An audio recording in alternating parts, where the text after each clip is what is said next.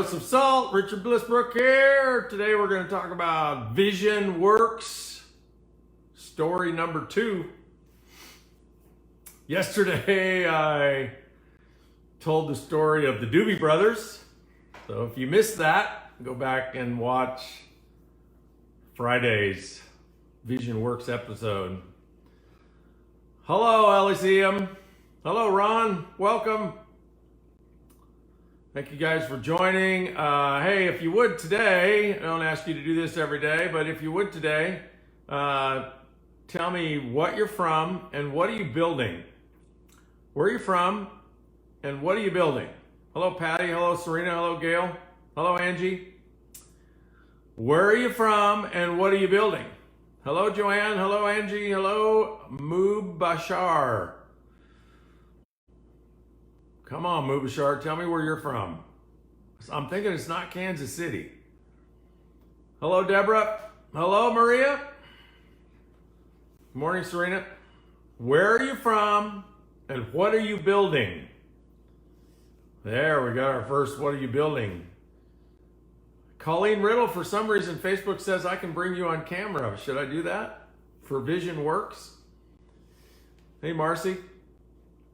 So, for those of you that weren't on yesterday, I'll just put this in context. Yesterday, I was talking about the concept of vision and self-motivation and, you know, how some people, the naysayers might say, oh, affirmations don't work and visualization doesn't work and goals don't work and, right? And there's a lot of people that still believe that stuff doesn't work.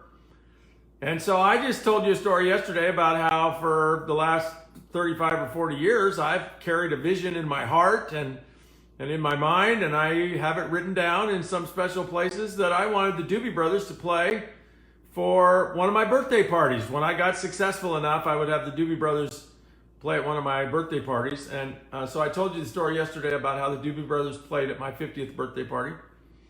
And I got this guitar behind me, I think.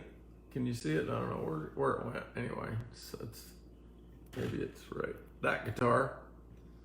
So the Doobie Brothers gave me that guitar. And anyway, that's yesterday's story. Today's story actually predates the Doobie Brothers. And it goes like this. So when I first got involved in business, which for me happened to be network marketing, of course, all of my friends and family and everybody told me I was crazy, and you know, they didn't really use that word. They just basically said it wouldn't work, and they didn't want anything to do with it, and you know, all like that. I only personally enrolled one of my friends when I got started in network marketing, Bill Lane, who listens to this on occasion. He never comments, but he does listen. So, Bill, you're famous here for a second. Bill is the only personal friend when I got started that trusted me enough, liked me enough to join my business. And he did join. And I think he stayed around for a month or something and then he bailed. But hey, it brought me one good person in that month he was in. And I worked with that one person for years. So thank you, Bill, for that.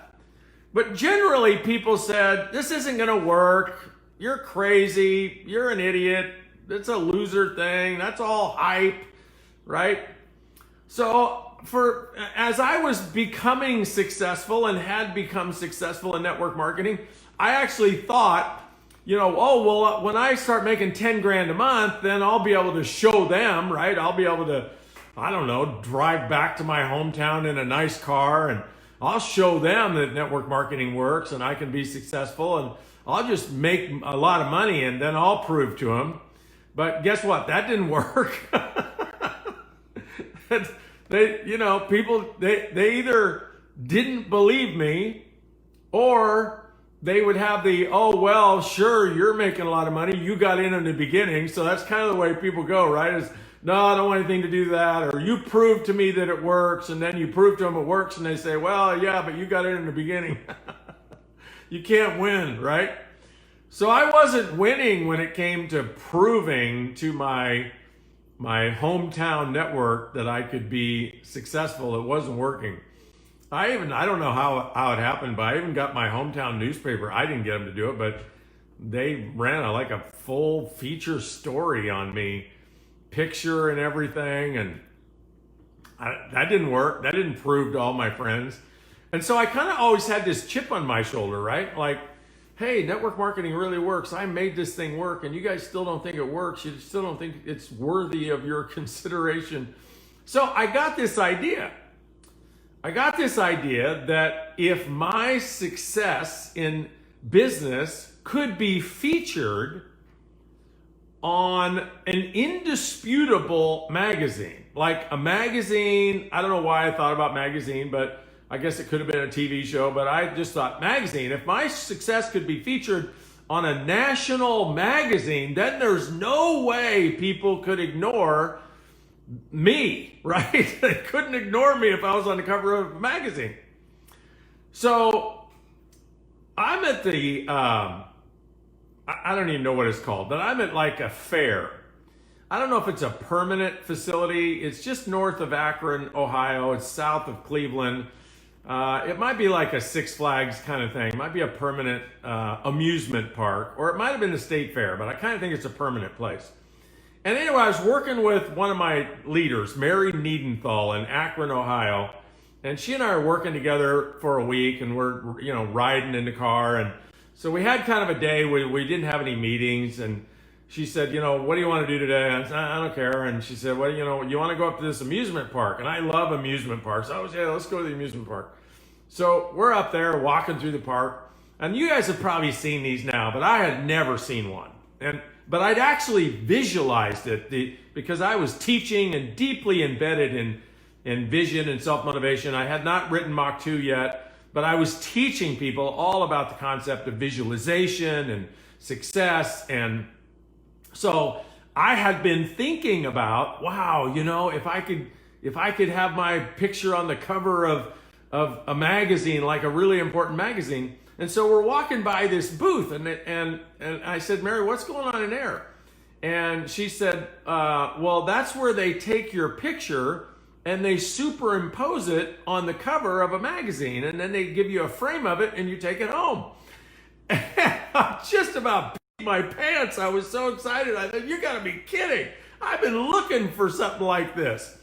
I got so excited about this concept, I even tried to franchise it from the people that were in the fair booth. Where do you get the pictures? How do you get the licenses for the magazines? I tried to do a whole program for all of my sales team around it.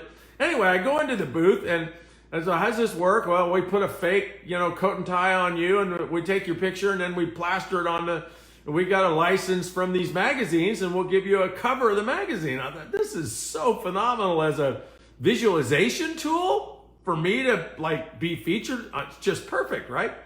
So I bought Forbes, Fortune, and Success. Forbes, Fortune, and Success.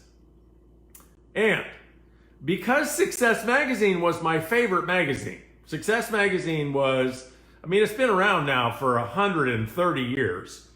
And it is the preeminent personal development magazine on the planet. It's now owned, oddly enough, by Stuart Johnson, Video Success Partners, which is the largest vendor support, consulting, tools company supporting the whole network marketing profession.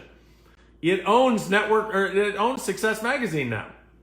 So anyway, instead of studying all three of these magazine covers, I just kept a plastic case of this cover of Success Magazine on my desk that was 1983. So 1983, I found this booth in the amusement park, took the picture, and I put the picture of me on Success Magazine on my credenza at my office for 9 years, until probably would have had to been late 1991, so maybe 8 years. And I never did anything in that 8 years. I want you all to hear this. I never did anything in that 8 years to get myself on the cover of any magazine. I didn't hire a PR agent. I didn't contact Success Magazine. I didn't do anything other than just go about my business, building my career, supporting people, coaching people, leading people, taking the high road as often I could take it, contribute to everybody I could contribute to, and do the best I could do to become a success myself. And something happened in 1991. In 1991, the editor of Success Magazine decided that he wanted to do a feature story on the network marketing profession. Success Magazine at that time was 100 years old, and they had never featured a network marketer on the cover of their magazine. They'd never featured network marketing in the magazine. Now, I was so familiar with Success Magazine, I had run full page ads in Success Magazine to recruit with, but I never talked to anybody at Success Magazine. They didn't know I ran those ads. I ran them through an agency. That's the only connection I ever had with Success Magazine, and the only connection Success Magazine ever had with network marketing is people may have run ads in Success Magazine for network marketing, but they never ran a story about a network marketer. So in 1991, John Fogg, who at that time owned Upline Magazine. Upline Magazine was, at the time, the only magazine that supported the network marketing profession. It featured leaders in the profession. It is the first, and I don't know, there's probably a few entities that George owns it now. Network Marketing, I think it's called the Network Marketing Magazine. He bought it from John Fogg. But at the time, there wasn't any effort in our profession to bring companies together to collaborate instead of compete. So that's what I was trying to say is Upline Magazine, which is now Network Marketing Magazine, launched in about 1990, and its purpose was to bring the profession together. John Fogg gets all the credit in the world for doing that.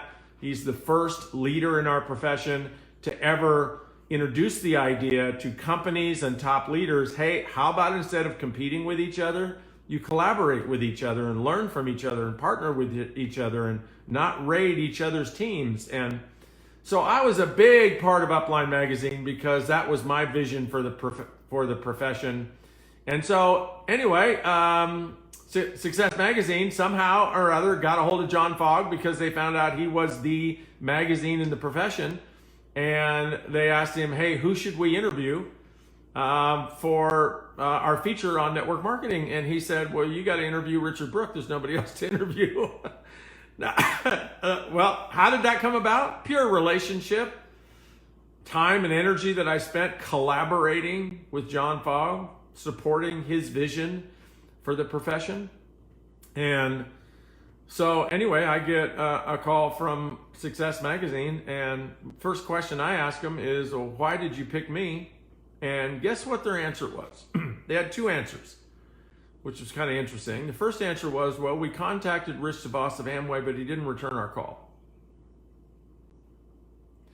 And the second reason is we really like the whole chicken chopper story. We like the whole angle of you being a chicken chopper. So I've told you guys this many times before, our story, whatever it is. So I had a chicken chopper story. You got whatever story you got. And actually, the more adversity you have in your story, the more valuable it is as a marketing tool. You get good at telling your story. A couple days ago, I think I told you I interviewed a gal she's a 7